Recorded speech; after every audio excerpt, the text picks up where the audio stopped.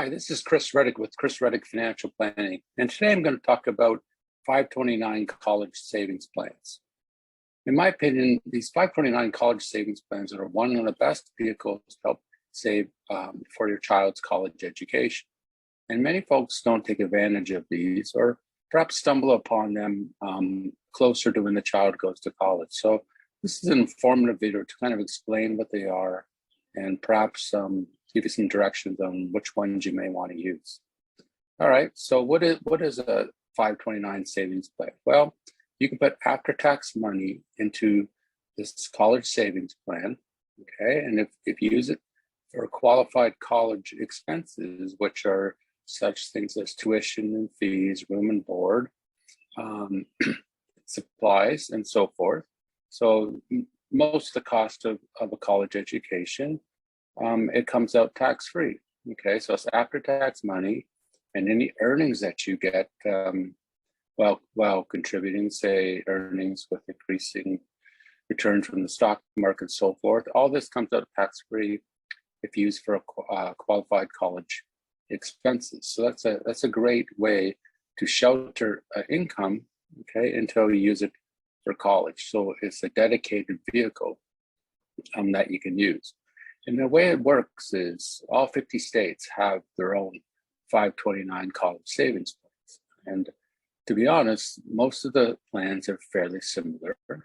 Some are a little higher rated than others, right? But because of the competition, many of these plans typically have fairly low cost, good customer service, and so forth. So they're kind of like 401k types of plans where you have at work, where you have a limited choice of investments, right?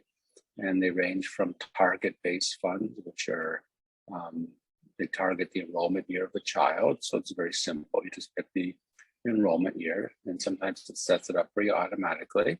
Or you can have these static funds where it could be more conservative, growth oriented, or so forth, okay? So there's different investment choices. So you can't pick anything you want. They have a limited amount of choices.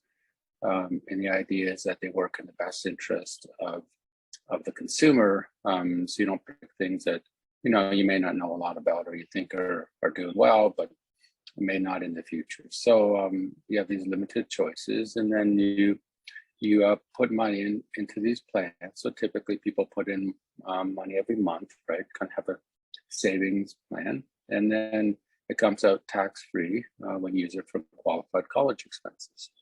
Okay, as I mentioned, every state has a plan, okay? So when would you use your state plan? Well, you would use your state plan if there's some sort of income tax deduction. So that's the first thing. So if you notice, if your state actually has an income tax, and Texas, where I live, does not have one, and then, for example, you're in New York State, with that plan, you can actually get an income tax deduction, so you can take advantage of that. So there's a reason why you would want to enroll in that state plan.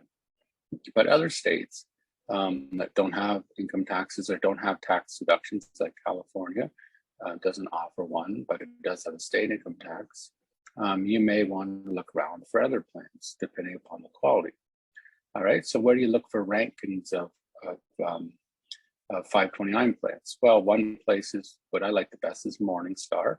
And they've done their most recent 2021 ranking, which I talk about in the blog post attached to this video. And they rank the Utah plan as gold rated. So it's been gold rated since they started their rating system. So that's a very popular plan to choose from, okay? Or some people like to use 529 plans in existing brokerages. For example, you could use it at, if you use Vanguard in the 401k, Vanguard would have a 529 plan as well. And then Fidelity would have the same thing. Fidelity would have a 529 plan and so forth. So many of the brokerages have these, but they're all affiliated with some sort of state. So the rule is it has to be affiliated with the state, but the brokerages offer them as well. So the main thing to look at is low cost, so low fees. So looking at the Texas plan, and I write about this in the blog post, it seems to have higher expense ratios than the Utah plan. So, so about 0.2 higher. Okay, so that's one thing I would be concerned about. Okay, so expenses are important because essentially you're going to get the same type of market return. All right, given that most of these plans offer what are called index funds, so they generally follow the market. Okay, so you can read more about this in this week's blog post, and you can learn more about the Texas 529 plan and if it's right for you.